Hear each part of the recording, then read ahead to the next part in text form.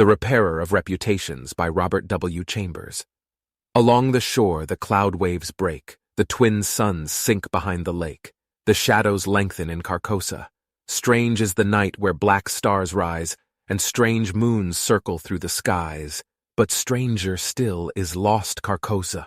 Songs that the Hyades shall sing, where flap the tatters of the king, must die unheard in dim Carcosa. Song of my soul, my voice is dead. Die thou, unsung, as tears unshed shall dry and die in lost Carcosa. Casilda's Song and the King in Yellow. Act 1, Scene 2. The Repairer of Reputations. Part 1. Ne rayons pas les fous. Leur folie dure plus longtemps que la nôtre. Voilà toute la différence. Toward the end of the year 1920, the government of the United States had practically completed the program, adopted during the last months of President Winthrop's administration. The country was apparently tranquil. Everybody knows how the tariff and labor questions were settled. The war with Germany, incident on that country's seizure of the Samoan Islands, had left no visible scars upon the Republic, and the temporary occupation of Norfolk by the invading army had been forgotten in the joy over repeated naval victories and the subsequent ridiculous plight of General von Gartenlaube's forces in the state of New Jersey. The Cuban and Hawaiian investments had paid 100%, and the territory of Samoa was well worth its cost as a coaling station. The country was in a superb state of defense.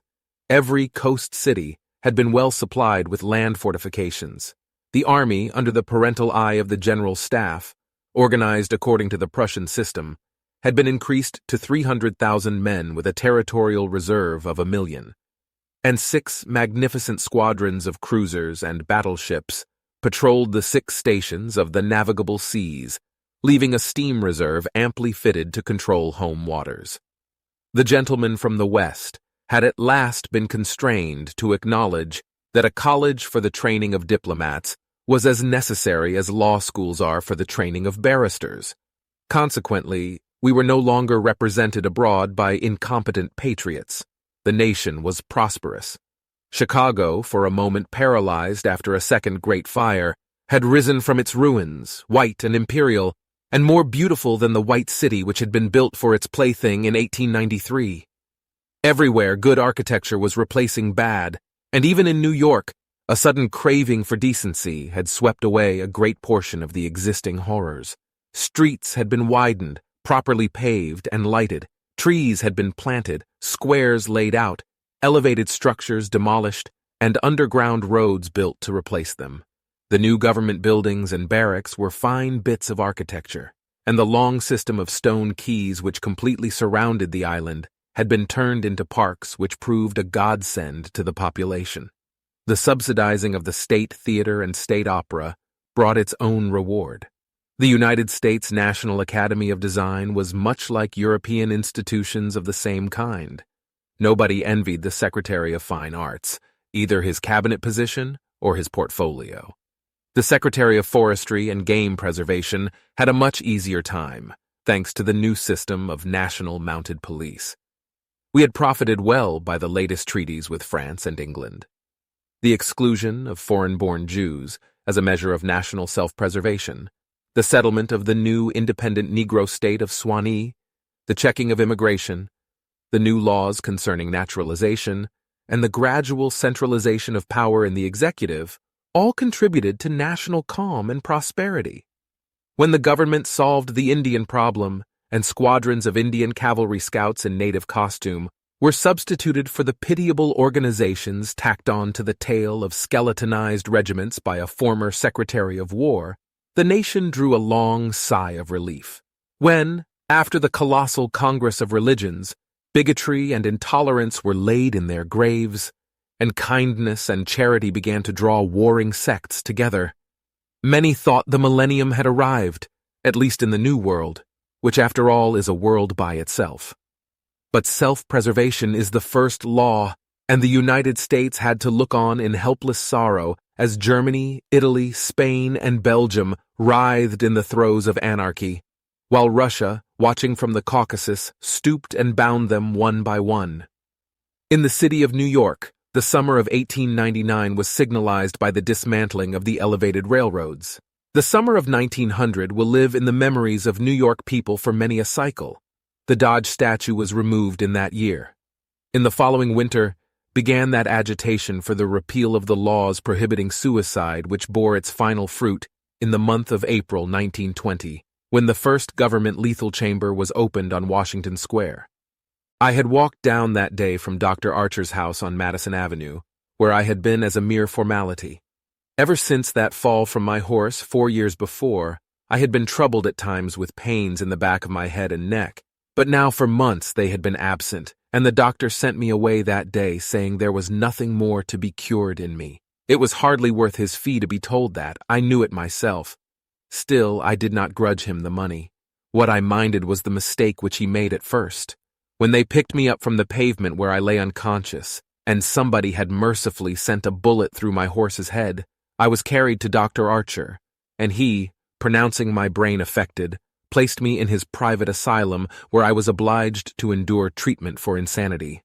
At last he decided that I was well, and I, knowing that my mind had always been as sound as his, if not sounder, paid my tuition, as he jokingly called it, and left. I told him, smiling, that I would get even with him for his mistake, and he laughed heartily and asked me to call once in a while. I did so, hoping for a chance to even up accounts, but he gave me none, and I told him I would wait. The fall from my horse had fortunately left no evil results. On the contrary, it had changed my whole character for the better. From a lazy young man about town, I had become active, energetic, temperate, and above all else, ambitious. There was only one thing which troubled me. I laughed at my own uneasiness, and yet it troubled me. During my convalescence, I had bought and read for the first time The King in Yellow. I remember after finishing the first act that it occurred to me that I had better stop. I started up and flung the book into the fireplace. The volume struck the barred grate and fell open on the hearth in the firelight. If I had not caught a glimpse of the opening words in the second act, I should never have finished it. But as I stooped to pick it up, my eyes became riveted to the open page, and with a cry of terror, or perhaps it was of joy so poignant that I suffered in every nerve, I snatched the thing out of the coals and crept shaking to my bedroom, where I read it and reread it, and wept and laughed and trembled with a horror which at times assails me yet. This is the thing that troubles me, for I cannot forget Carcosa, where black stars hang in the heavens, where the shadows of men's thoughts lengthen in the afternoon, when the twin suns sink into the lake of Hali, and my mind will bear forever the memory of the pallid mask. I pray God will curse the writer, as the writer has cursed the world with this beautiful, stupendous creation, terrible in its simplicity, irresistible in its truth, a world which now trembles before the King in Yellow. When the French government seized the translated copies which had just arrived in Paris, London, of course, became eager to read it. It is well known how the book spread like an infectious disease, from city to city, from continent to continent, barred out here, confiscated there, denounced by press and pulpit, censured even by the most advanced of literary anarchists. No definite principles had been violated in those wicked pages, no doctrine promulgated, no convictions outraged. It could not be judged by any known standard. Yet, although it was acknowledged that the supreme note of art had been struck in The King in Yellow, all felt that human nature could not bear the strain, nor thrive on words in which the essence of purest poison lurked. The very banality and innocence of the first act only allowed the blow to fall afterward with more awful effect. It was, I remember, the 13th day of April, 1920, that the first government lethal chamber was established on the south side of Washington Square, between Worcester Street and South Fifth Avenue. The block, which had formerly consisted of a lot of shabby old buildings, used as cafes and restaurants for foreigners, had been acquired by the government in the winter of 1898. The French and Italian cafes and restaurants were torn down. The whole block was enclosed by a gilded iron railing and converted into a lovely garden with lawns, flowers, and fountains. In the center of the garden stood a small white building, severely classical in architecture, and surrounded by thickets of flowers. 6 Ionic columns supported the roof, and the single door was of bronze. A splendid marble group of the Fates, stood before the door, the work of a young American sculptor, Boris Ivan, who had died in Paris when only 23 years old. The governor was finishing his reply to the short speech of the Surgeon General. I heard him say, "The laws prohibiting suicide and providing punishment for any attempt at self-destruction have been repealed. The government has seen fit to acknowledge the right of man to end an existence which may have become intolerable to him through physical suffering or mental despair. It is believed that the community will be benefited by the removal of such people from their midst. Since the passage of this law, the number of suicides in the United States has not increased. Now that the government has determined to establish a lethal chamber in every city, town, and village in the country, it remains to be seen whether or not that class of human creatures from whose desponding ranks new victims of self-destruction fall daily will accept the relief thus provided." He paused and turned to the white lethal chamber. The silence in the street was absolute. There a painless death awaits him who can no longer bear the sorrows of this life. If death is welcome, let him seek it there. Then quickly turning to the military aide of the president's household, he said, "I declare the lethal chamber open." And again, facing the vast crowd, he cried in a clear voice, "Citizens of New York and of the United States of America, through me the government declares the lethal chamber to be open." The solemn hush was broken by a sharp cry of command. The squadron of hussars filed after the governor's carriage. The lancers wheeled and formed along Fifth Avenue to wait for the commandant of the garrison, and the mounted police followed them. I left the crowd to gape and stare at the white marble death chamber, and crossing South Fifth Avenue, walked along the western side of that thoroughfare to Bleecker Street. Then I turned to the right, and stopped before a dingy shop which bore the sign, Hallberg, Armorer. I glanced in at the doorway and saw Hallberg busy in his little shop at the end of the hall. He looked up, and catching sight of me, cried in his deep, hearty voice, "Come in, Mr. Castaigne." Constance, his daughter, rose to meet me as I crossed the threshold, and held out her pretty hand, but I saw the blush of disappointment on her cheeks, and knew that it was another Castaigne she had expected, my cousin Louis. I smiled at her confusion and complimented her on the banner which she was embroidering from a colored plate. Old Hallberg sat riveting the worn greaves of some ancient suit of armor, and the ting-ting-ting of his little hammer sounded pleasantly in the quaint shop. Presently he dropped his hammer and fussed about for a moment with a tiny wrench. The soft clash of the mail sent a thrill of pleasure through me. I loved to hear the music of steel brushing against steel, the mellow shock of the mallet on thigh pieces, and the jingle of chain armor. That was the only reason I went to see Hallberg. He had never interested me personally, nor did Constance, except for the fact of her being in love with Louis. This did occupy my attention, and sometimes even kept me awake at night. But I knew in my heart that all would come right, and that I should arrange their future as I expected to arrange that of my kind Dr. John Archer.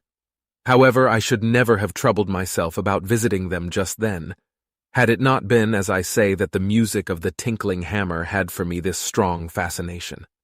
I would sit for hours, listening and listening, and when a stray sunbeam struck the inlaid steel, the sensation it gave me was almost too keen to endure. My eyes would become fixed, dilating with a pleasure that stretched every nerve almost to breaking, until some movement of the old armorer cut off the ray of sunlight. Then, still thrilling secretly, I leaned back and listened again to the sound of the polishing rag swish, swish, rubbing rust from the rivets. Constance worked with the embroidery over her knees, now and then pausing to examine more closely the pattern in the colored plate from the Metropolitan Museum. "Who is this for?" I asked. Hallberg explained that in addition to the treasures of armor in the Metropolitan Museum, of which he had been appointed armorer, he also had charge of several collections belonging to rich amateurs. This was the missing greave of a famous suit which a client of his had traced to a little shop in Paris on the Quai d'Orsay. He, Hallberg, had negotiated for and secured the greave, and now the suit was complete. He laid down his hammer and read me the history of the suit, traced since 1450 from owner to owner until it was acquired by Thomas Stainbridge. When his superb collection was sold, this client of Hawberk's bought the suit, and since then the search for the missing Grieve had been pushed until it was, almost by accident, located in Paris. Did you continue the search so persistently without any certainty of the Grieve being still in existence? I demanded. Of course, he replied coolly. Then, for the first time, I took a personal interest in Hawberk. It was worth something to you, I ventured. No, he replied, laughing. My pleasure in finding it was my reward. Have you no ambition to be rich? I asked, smiling. My one ambition is to be the best armorer in the world, he answered gravely. Constance asked me if I had seen the ceremonies at the Lethal Chamber. She herself had noticed cavalry passing up Broadway that morning and had wished to see the inauguration, but her father wanted the banner finished, and she had stayed at his request. Did you see your cousin, Mr. Castaigne, there? She asked, with the slyest tremor of her soft eyelashes. No, I replied carelessly. Louis' regiment is maneuvering out in Westchester County. I rose and picked up my hat and cane. Are you going upstairs to see the lunatic again? Laughed old Hawberk. If Hawberk knew how I loathe that word lunatic, he would never use it in my presence. It rouses certain feelings within me which I do not care to explain. However, I answered him quietly, I think I shall drop in and see Mr. Wilde for a moment or two.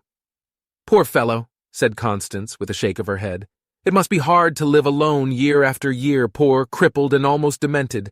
It is very good of you, Mr. Castaigne, to visit him as often as you do.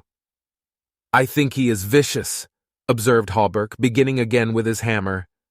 I listened to the golden tinkle on the Grieve plates. When he had finished, I replied, No, he is not vicious, nor is he in the least demented. His mind is a wonder chamber, from which he can extract treasures that you and I would give years of our lives to acquire. Hawberk laughed. I continued a little impatiently. He knows history as no one else could know it.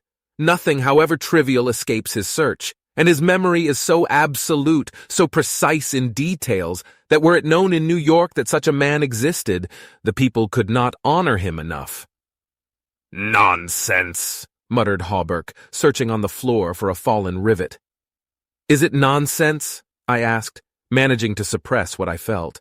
Is it nonsense when he says that the tassets and cuissards of the enameled suit of armor, commonly known as the Prince's Emblazoned, can be found among a mass of rusty theatrical properties, broken stoves, and rag-pickers' refuse in a garret in Pell Street?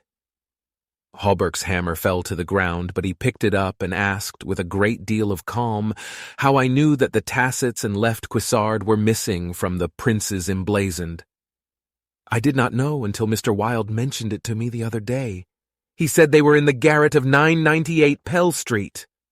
Nonsense, he cried, but I noticed his hand trembling under his leathern apron. Is this nonsense too? I asked pleasantly. Is it nonsense when Mr. Wilde continually speaks of you as the Marquis of Avonshire and of Miss Constance? I did not finish, for Constance had started to her feet with terror written on every feature. Hawberk looked at me and slowly smoothed his leathern apron. That is impossible, he observed. Mr. Wilde may know a great many things. About armor, for instance, and the Prince's Emblazoned, I interposed, smiling.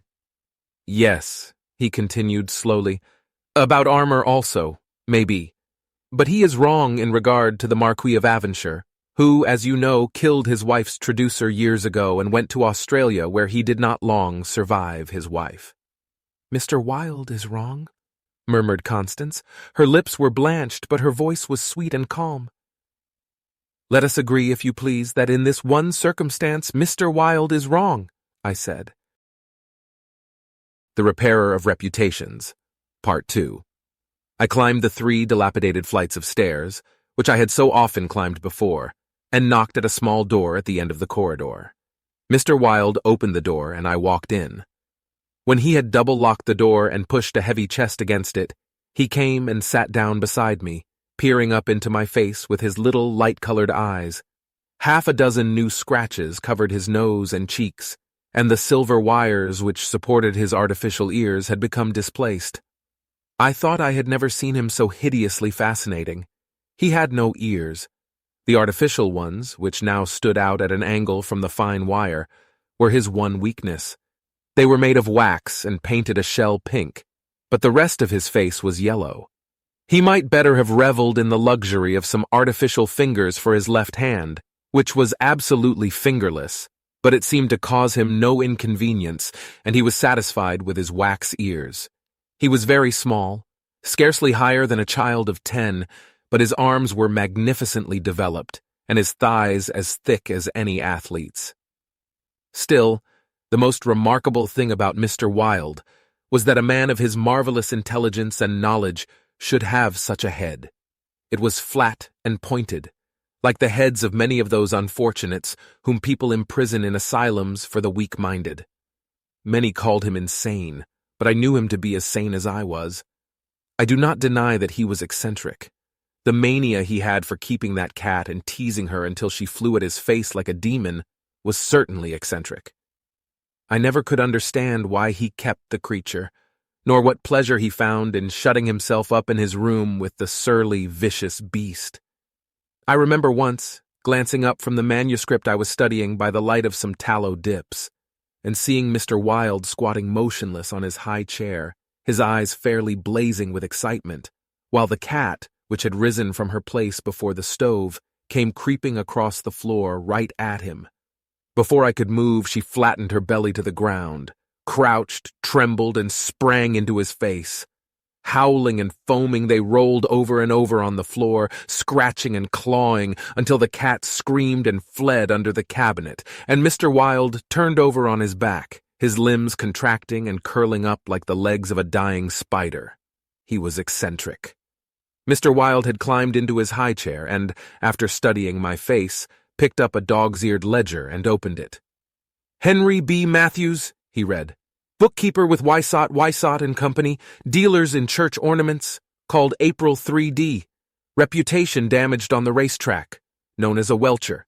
Reputation to be repaired by August 1st. Retainer $5. He turned the page and ran his fingerless knuckles down the closely written columns. P. Green Dusenberry, minister of the gospel, Fair Beach, New Jersey. Reputation damaged in the Bowery. To be repaired as soon as possible. Retainer $100. He coughed and added, "Called April 6th. "Then you are not in need of money, Mr. Wilde?" I inquired. "Listen," he coughed again.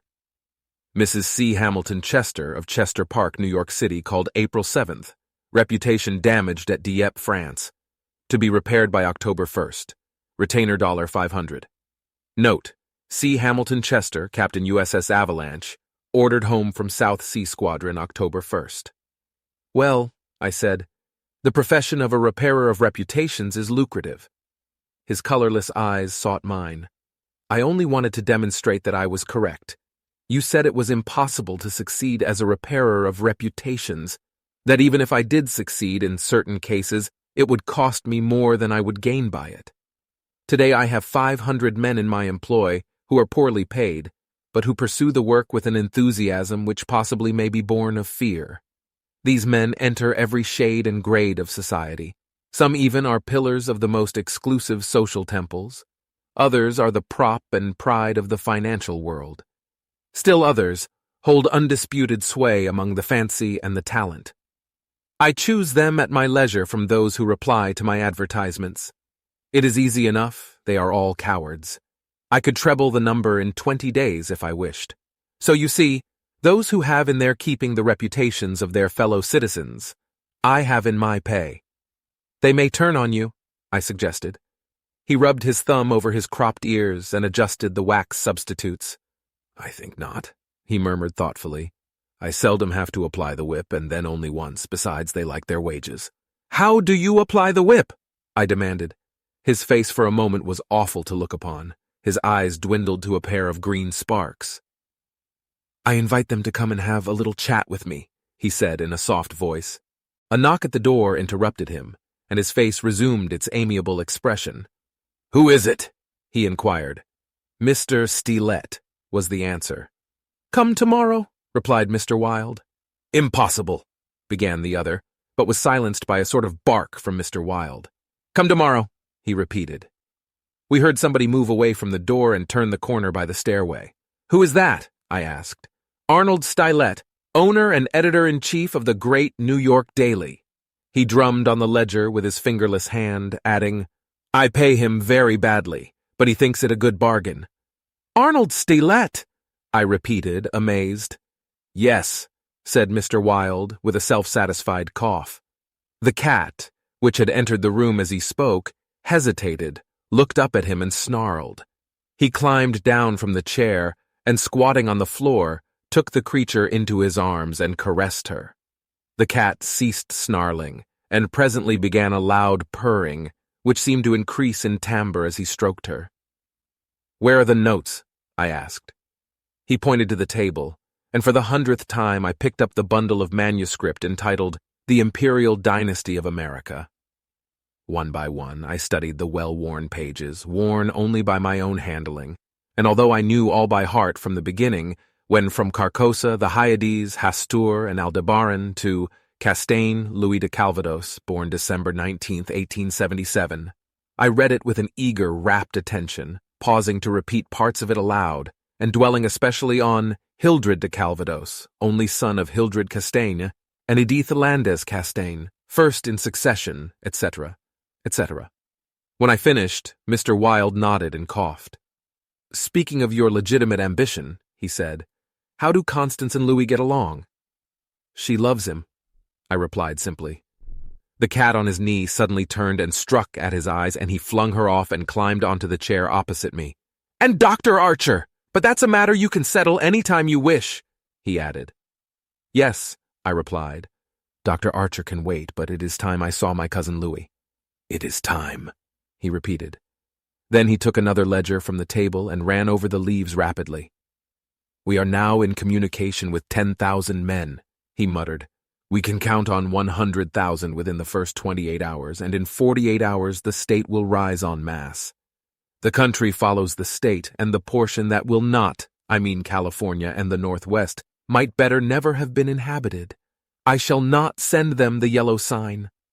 The blood rushed to my head, but I only answered, "A new broom sweeps clean." The ambition of Caesar and of Napoleon pales before that which could not rest until it had seized the minds of men and controlled even their unborn thoughts, said Mr. Wilde. "You are speaking of the king in yellow," I groaned with a shudder. "He is a king whom emperors have served." "I am content to serve him," I replied. Mr. Wilde sat rubbing his ears with his crippled hand. "Perhaps Constance does not love him," he suggested. I started to reply, but a sudden burst of military music from the street below drowned my voice. The 20th Dragoon Regiment, formerly in garrison at Mount St. Vincent, was returning from the maneuvers in Westchester County to its new barracks on East Washington Square. It was my cousin's regiment. They were a fine lot of fellows, in their pale blue, tight-fitting jackets, jaunty busbies, and white riding breeches with the double yellow stripe, into which their limbs seemed molded. Every other squadron was armed with lances, from the metal points of which fluttered yellow and white pennons.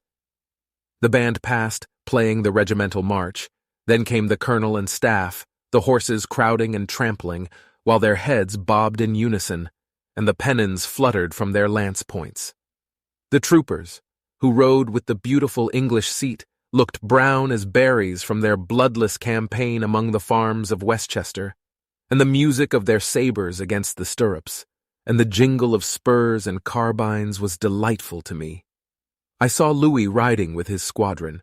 He was as handsome an officer as I have ever seen. Mr. Wilde, who had mounted a chair by the window, saw him too, but said nothing. Louis turned and looked straight at Hawberk's shop as he passed, and I could see the flush on his brown cheeks. I think Constance must have been at the window. When the last troopers had clattered by, and the last pennons vanished into South Fifth Avenue, Mr. Wilde clambered out of his chair and dragged the chest away from the door. "Yes," he said, "it is time that you saw your cousin Louis." He unlocked the door, and I picked up my hat and stick and stepped into the corridor.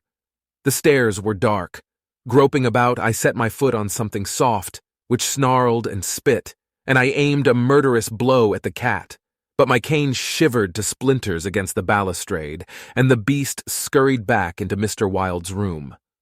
Passing Hawberk's door again, I saw him still at work on the armor, but I did not stop, and stepping out into Bleecker Street, I followed it to Worcester, skirted the grounds of the lethal chamber, and crossing Washington Park went straight to my rooms in the Benedict. Here I lunched comfortably, read the Herald and the Meteor, and finally went to the steel safe in my bedroom and set the time combination. The 3 3/4 minutes which it is necessary to wait while the time lock is opening are to me golden moments. From the instant I set the combination to the moment when I grasp the knobs and swing back the solid steel doors, I live in an ecstasy of expectation. Those moments must be like moments passed in paradise. I know what I am to find at the end of the time limit.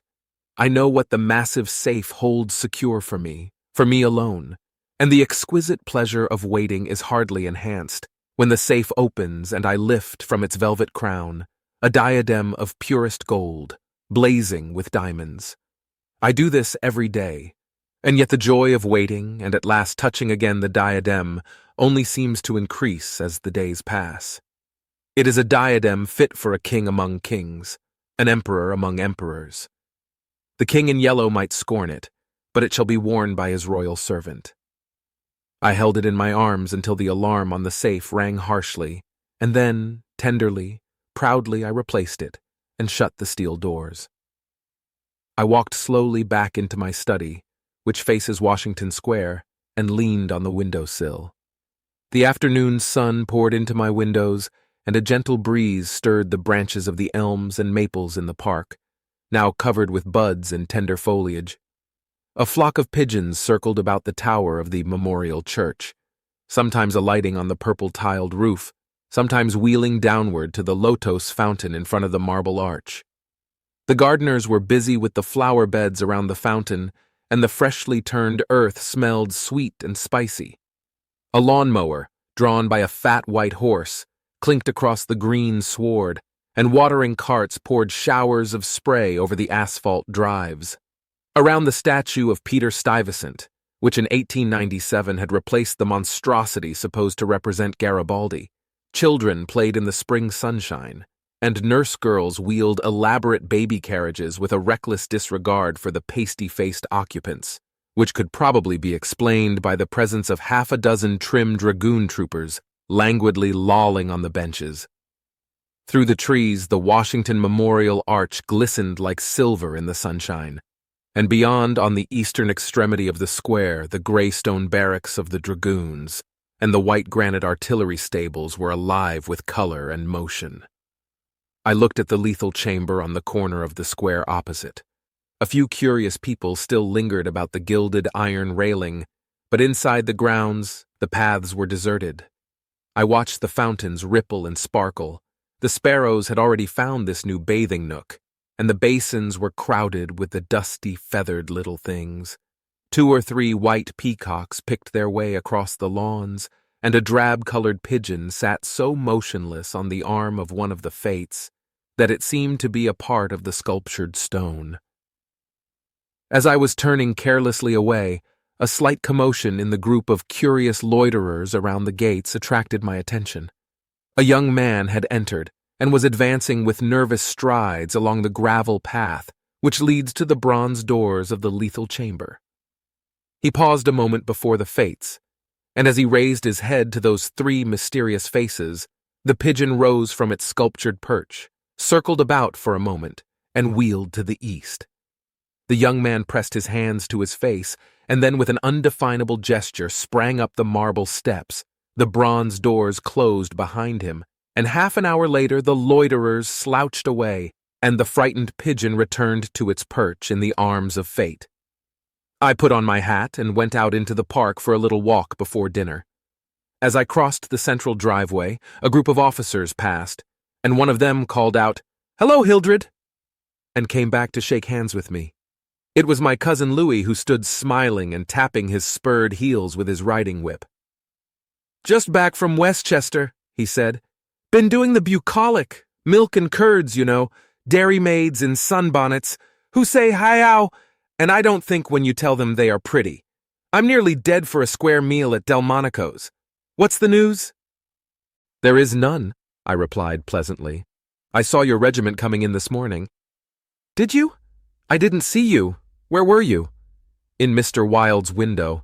"Oh, hell," he began impatiently. "That man is stark mad. I don't understand why you—" He saw how annoyed I felt by this outburst and begged my pardon. "Really, old chap," he said, "I don't mean to run down a man you like, but for the life of me I can't see what the deuce you find in common with Mr. Wilde. He's not well bred, to put it generously. He's hideously deformed. His head is the head of a criminally insane person. You know yourself he's been in an asylum." "So have I interrupted calmly. Louis looked startled and confused for a moment, but recovered and slapped me heartily on the shoulder. "You were completely cured?" he began, but I stopped him again. "I suppose you mean that I was simply acknowledged never to have been insane?" "Of course that's what I meant," he laughed. I disliked his laugh because I knew it was forced, but I nodded gaily and asked him where he was going. Louis looked after his brother officers, who had now almost reached Broadway.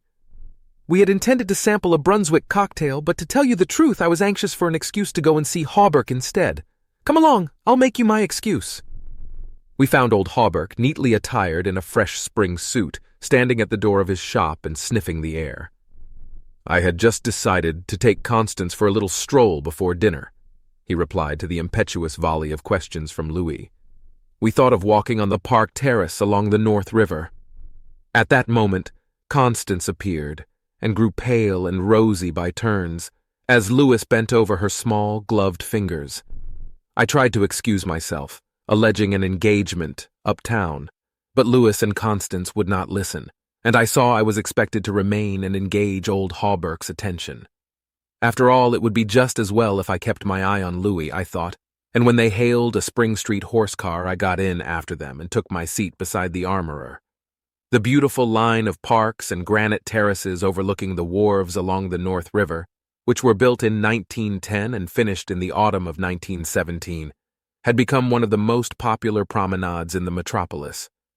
They extended from the Battery to 190th Street, overlooking the noble river and affording a fine view of the Jersey shore and the highlands opposite. Cafes and restaurants were scattered here and there among the trees, and twice a week military bands from the garrison played in the kiosks on the parapets. We sat down in the sunshine on the bench at the foot of the equestrian statue of General Sheridan. Constance tipped her sunshade to shield her eyes, and she and Louis began a murmuring conversation which was impossible to catch. Old Hawberk, leaning on his ivory-headed cane, lighted an excellent cigar, the mate to which I politely refused, and smiled at vacancy. The sun hung low above the Staten Island woods, and the bay was dyed with golden hues reflected from the sun-warmed sails of the shipping in the harbor. Brigs, schooners, yachts, clumsy ferryboats, their decks swarming with people, railroad transports carrying lines of brown, blue, and white freight cars, stately sound steamers, déclassé tramp steamers, coasters, dredgers, scows, and everywhere pervading the entire bay, impudent little tugs puffing and whistling officiously. These were the crafts which churned the sunlit waters as far as the eye could reach. In calm contrast to the hurry of sailing vessel and steamer, a silent fleet of white warships lay motionless in midstream. Constance's merry laugh aroused me from my reverie. "What are you staring at?" she inquired. "Nothing. The fleet," I smiled. Then Louis told us what the vessels were, pointing out each by its relative position to the old red fort on Governor's Island. "That little cigar-shaped thing is a torpedo boat," he explained. "There are 4 more lying close together. They are the Tarpon, the Falcon, the Seafox, and the Octopus. The gunboats just above are the Princeton, the Champlain, the Stillwater, and the Erie. Next to them lie the cruisers Farragut and Los Angeles, and above them the battleships California and Dakota, and the Washington, which is the flagship. Those 2 squatty-looking chunks of metal which are anchored there off Castle William are the double-turreted Monitors Terrible and Magnificent. Behind them lies the ram, Osceola." Constance looked at him with deep approval in her beautiful eyes. "What loads of things you know for a soldier," she said, and we all joined in the laugh which followed. Presently Louis rose with a nod to us and offered his arm to Constance, and they strolled away along the river wall. Hawberk watched them for a moment, and then turned to me. "Mr. Wilde was right," he said. "I have found the missing tassets and left Cuissard of the Princes emblazoned, in a vile old junk garret in Pell Street." 998? I inquired with a smile. "Yes. Mr. Wilde is a very intelligent man," I observed.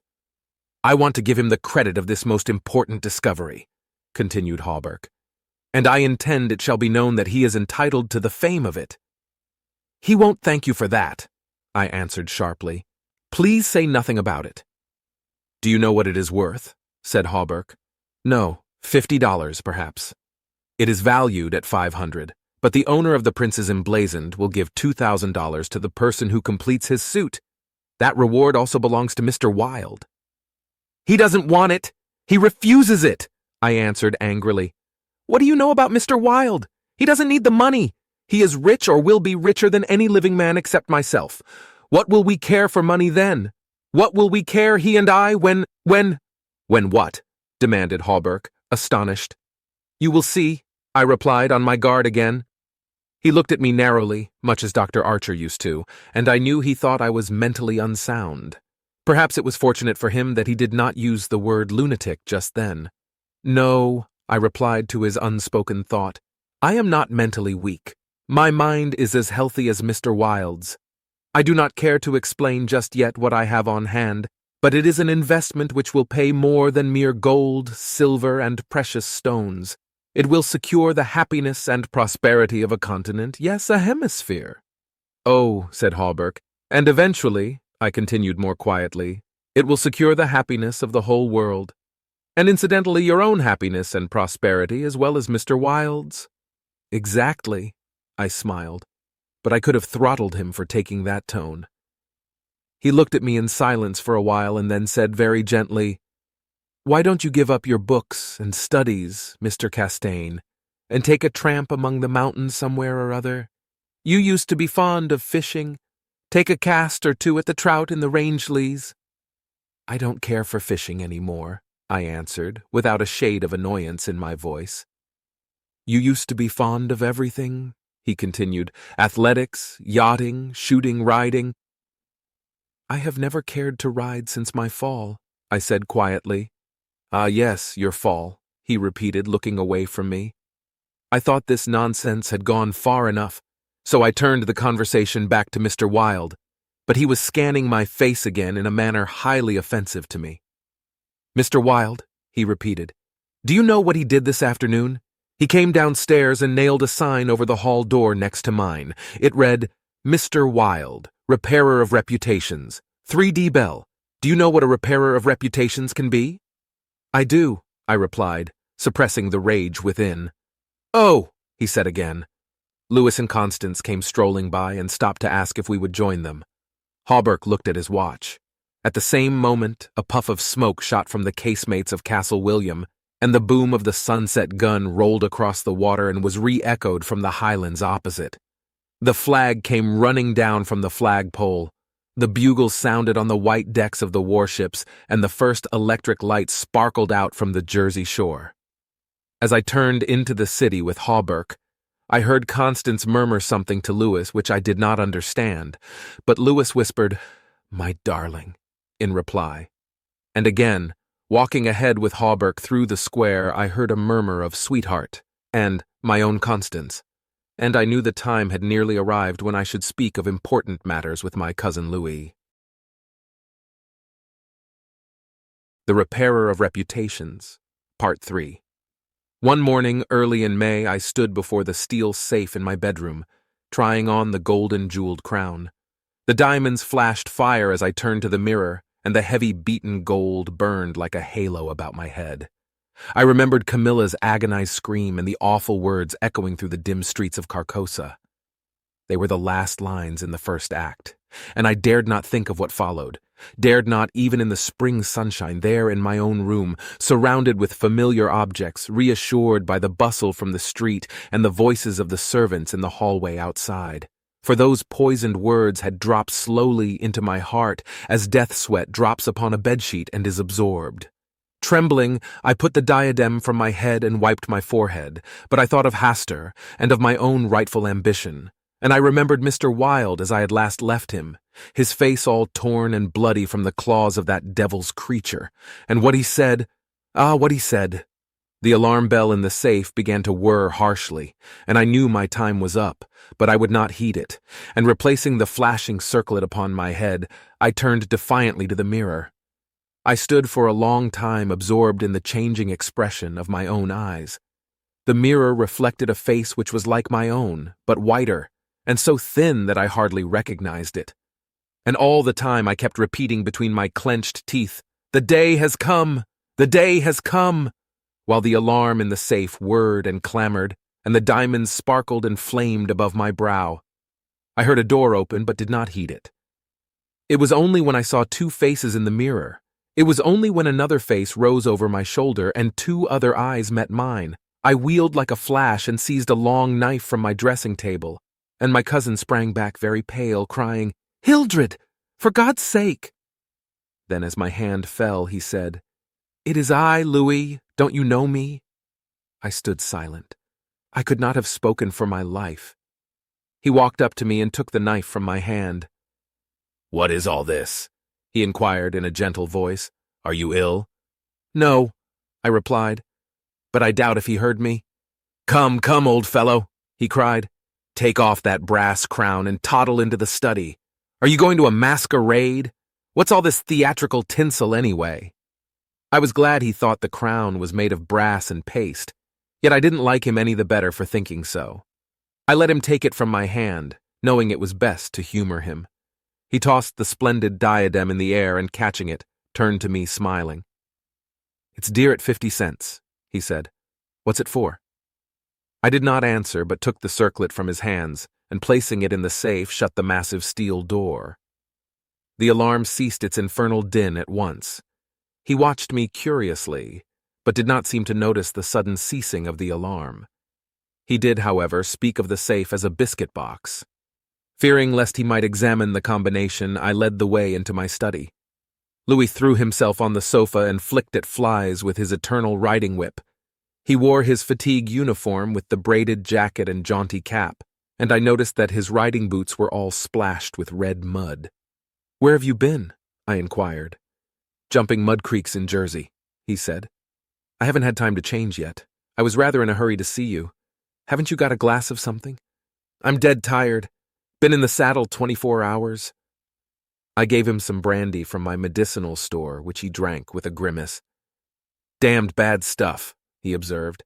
"I'll give you an address where they sell brandy that is brandy." "It's good enough for my needs," I said indifferently. "I use it to rub my chest with." He stared and flicked at another fly. "See here, old fellow," he began. "I've got something to suggest to you. It's 4 years now that you've shut yourself up here like an owl, never going anywhere, never taking any healthy exercise, never doing a damn thing but poring over those books up there on the mantelpiece." He glanced along the row of shelves. "Napoleon, Napoleon, Napoleon," he read. "For heaven's sake, have you nothing but Napoleons there?" "I wish they were bound in gold," I said. "But wait, yes, there is another book, The King in Yellow." I looked him steadily in the eye. "Have you never read it?" I asked. No, thank God. I don't want to be driven crazy." I saw he regretted his speech as soon as he had uttered it. There is only one word which I loathe more than I do lunatic, and that word is crazy. But I controlled myself and asked him why he thought The King in Yellow dangerous. "Oh, I don't know," he said hastily. "I only remember the excitement it created and the denunciations from pulpit and press. I believe the author shot himself after bringing forth this monstrosity, didn't he?" "I understand he is still alive," I answered. "Well, that's probably true," he muttered. "Bullets couldn't kill a fiend like that." "It is a book of great truths," I said. "Yes," he replied, "of truths which send men frantic and blast their lives. I don't care if the thing is, as they say, the very supreme essence of art. It's a crime to have written it, and I, for one, shall never open its pages." "Is that what you have come to tell me?" I asked. "No," he said. "I came to tell you that I'm going to be married." I believe for a moment my heart ceased to beat, but I kept my eyes on his face. Yes, he continued, smiling happily, married to the sweetest girl on earth. Constance Hawberk, I said mechanically. How did you know? He cried, astonished. I didn't know it myself until that evening last April, when we strolled down to the embankment before dinner. When is it to be? I asked. It was to have been next September, but an hour ago a dispatch came ordering our regiment to the Presidio San Francisco. We leave at noon tomorrow. Tomorrow, he repeated. Just think, Hildred. Tomorrow, I shall be the happiest fellow that ever drew breath in this jolly world, for Constance will go with me.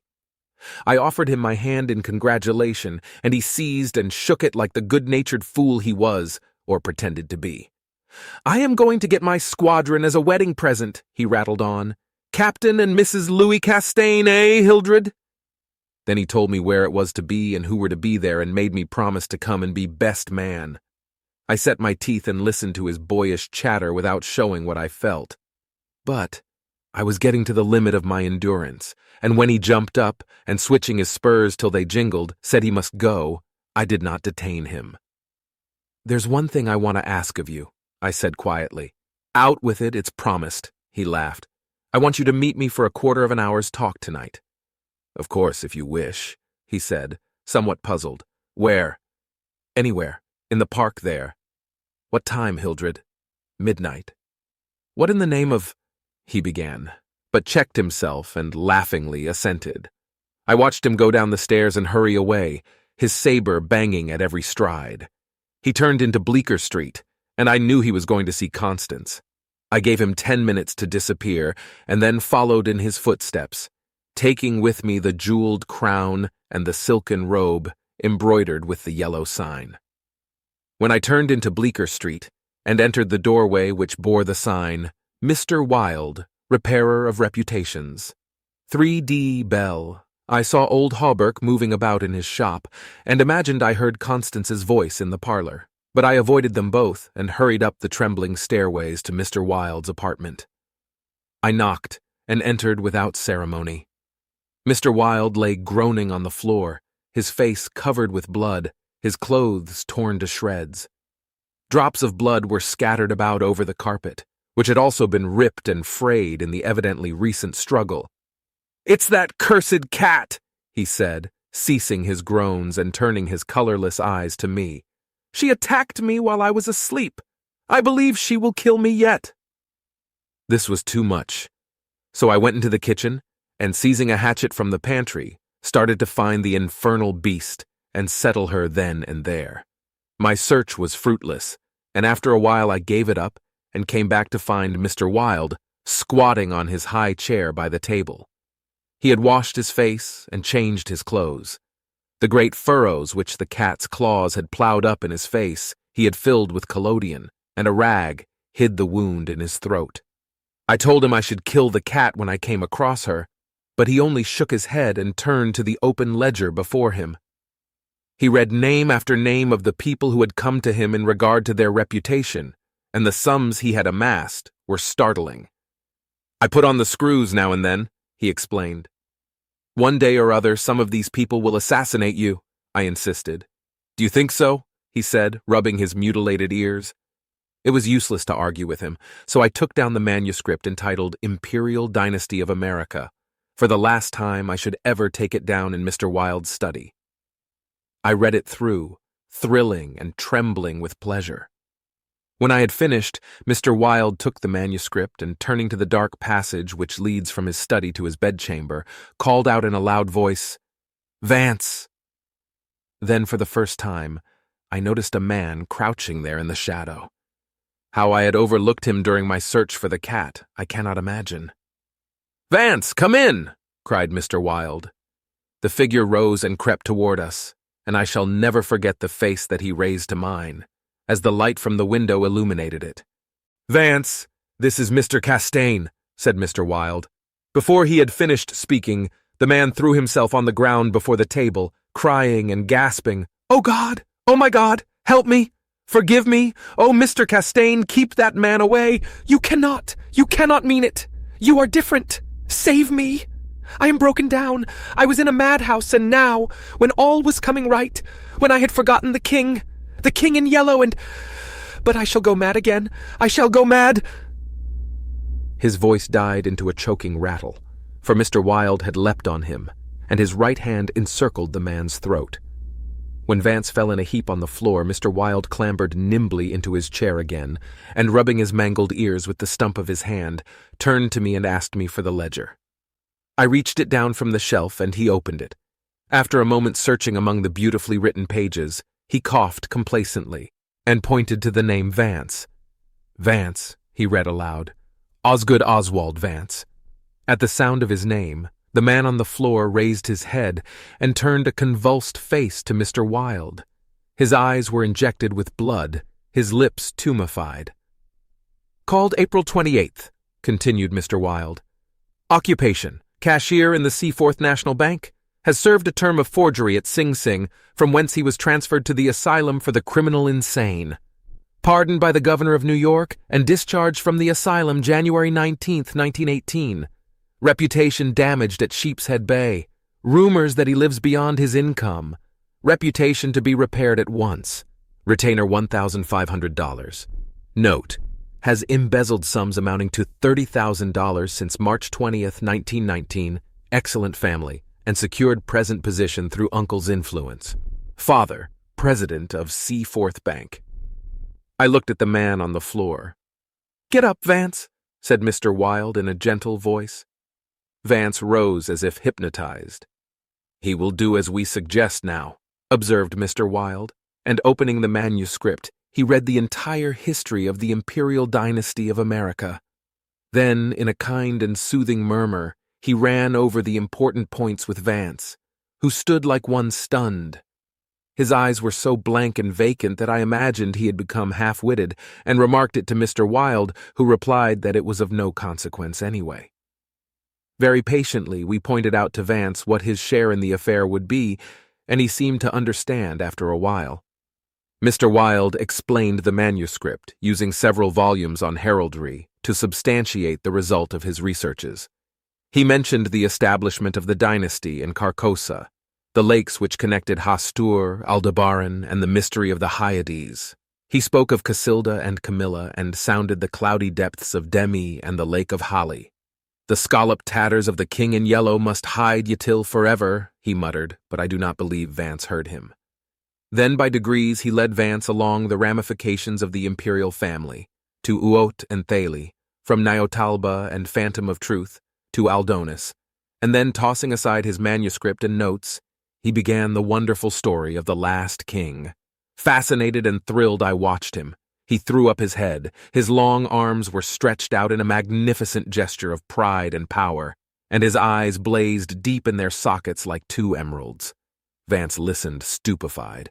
As for me, when at last Mr. Wilde had finished and, pointing to me, cried, "The cousin of the king!" my head swam with excitement.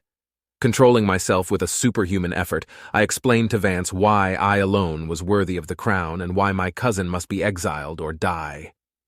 I made him understand that my cousin must never marry, even after renouncing all his claims, and how that least of all he should marry the daughter of the Marquis of Avonshire and bring England into the question. I showed him a list of thousands of names which Mr. Wilde had drawn up. Every man whose name was there had received the yellow sign, which no living human being dared disregard. The city, the state, the whole land were ready to rise and tremble before the pallid mask. The time had come, the people should know the son of Hastur, and the whole world bow to the black stars which hang in the sky over Carcosa. Vance leaned on the table, his head buried in his hands. Mr. Wilde drew a rough sketch on the margin of yesterday's Herald with a bit of lead pencil. It was a plan of Hawberk's rooms. Then he wrote out the order and affixed the seal, and shaking like a palsied man, I signed my first writ of execution with my name, Hildred Rex. Mr. Wilde clambered to the floor and, unlocking the cabinet, took a long square box from the first shelf. This he brought to the table and opened. A new knife lay in the tissue paper inside, and I picked it up and handed it to Vance, along with the order and the plan of Hawberk's apartment.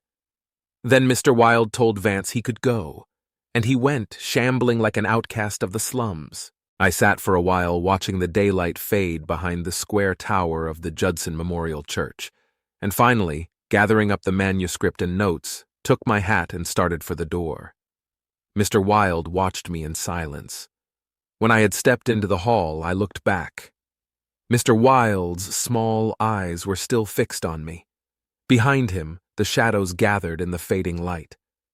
Then I closed the door behind me and went out into the darkening streets. I had eaten nothing since breakfast, but I was not hungry.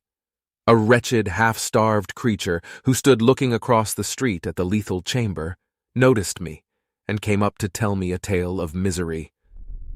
I gave him money, I don't know why, and he went away without thanking me.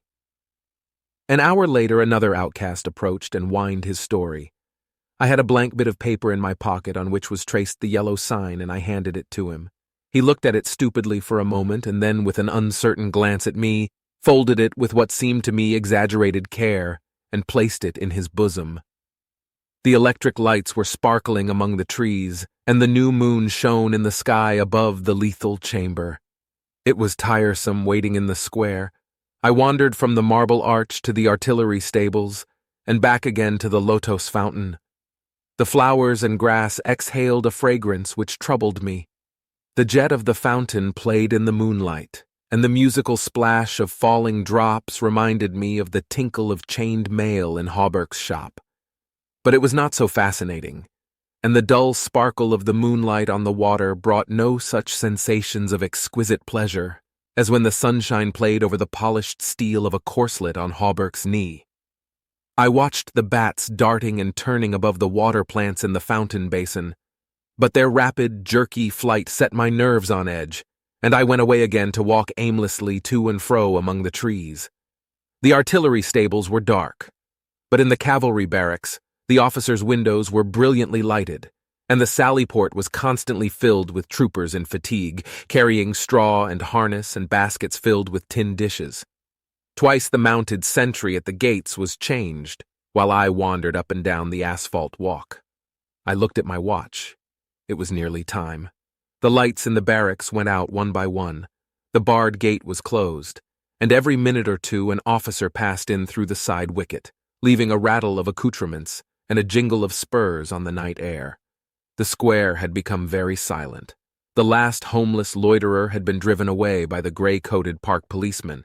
The car tracks along Worcester Street were deserted, and the only sound which broke the stillness was the stamping of the sentry's horse and the ring of his saber against the saddle pommel. In the barracks, the officers' quarters were still lighted, and military servants passed and repassed before the bay windows. 12 o'clock sounded from the new spire of St. Francis Xavier, and at the last stroke of the sad-toned bell, a figure passed through the wicket beside the portcullis, returned the salute of the sentry, and crossing the street entered the square and advanced toward the Benedict apartment house. "Lewis!" I called. The man pivoted on his spurred heels and came straight toward me. "Is that you, Hildred?" "Yes, you are on time." I took his offered hand, and we strolled toward the lethal chamber.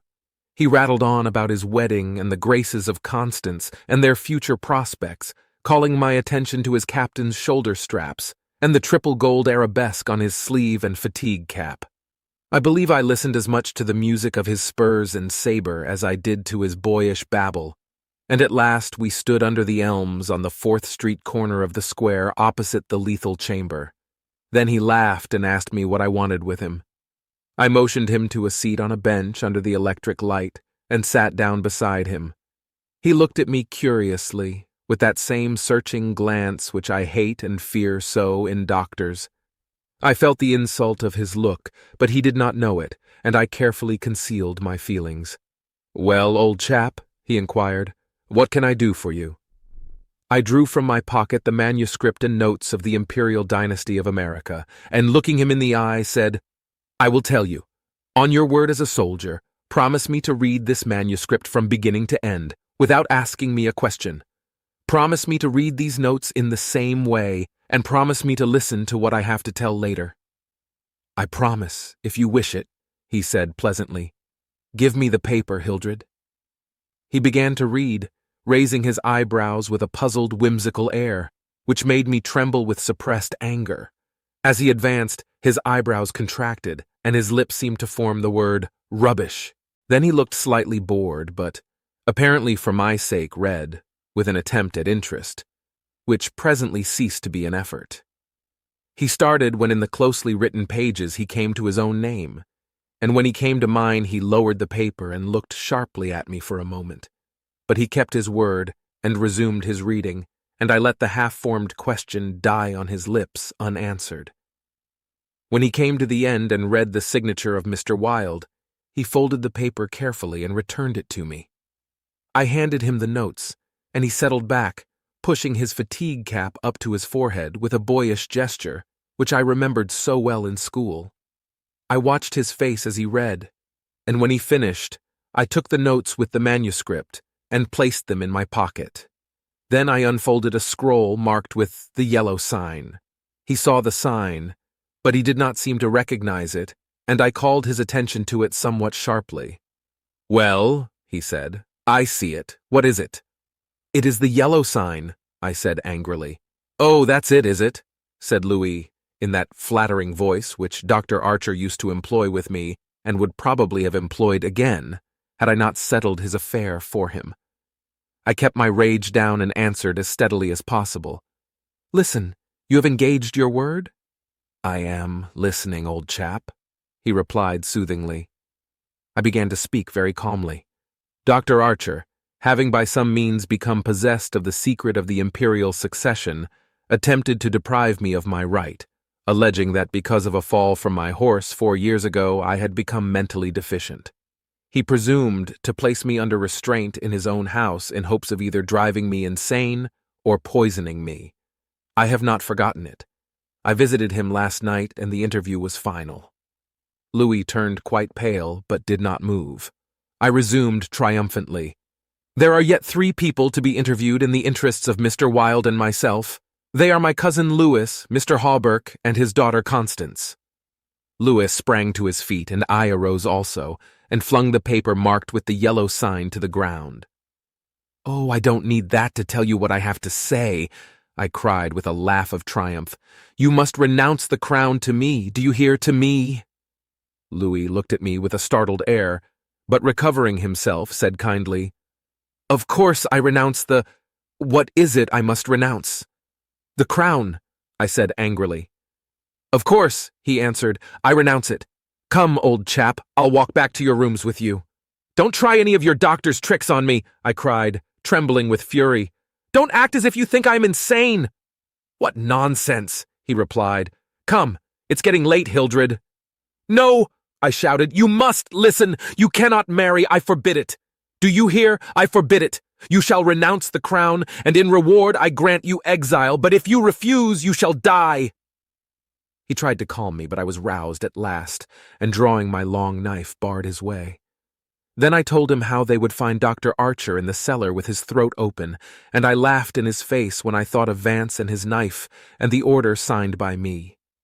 "Ah, you are the king," I cried, "but I shall be king. Who are you to keep me from empire over all the habitable earth? I was born the cousin of a king, but I shall be king." Louis stood white and rigid before me. Suddenly a man came running up 4th Street, entered the gate of the lethal temple, traversed the path to the bronze doors at full speed, and plunged into the death chamber with the cry of one demented, and I laughed until I wept tears, for I had recognized Vance, and knew that Hawberk and his daughter were no longer in my way. "Go," I cried to Louis. "You have ceased to be a menace. You will never marry Constance now, and if you marry anyone else in your exile, I will visit you as I did my doctor last night. Mr. Wilde takes charge of you tomorrow."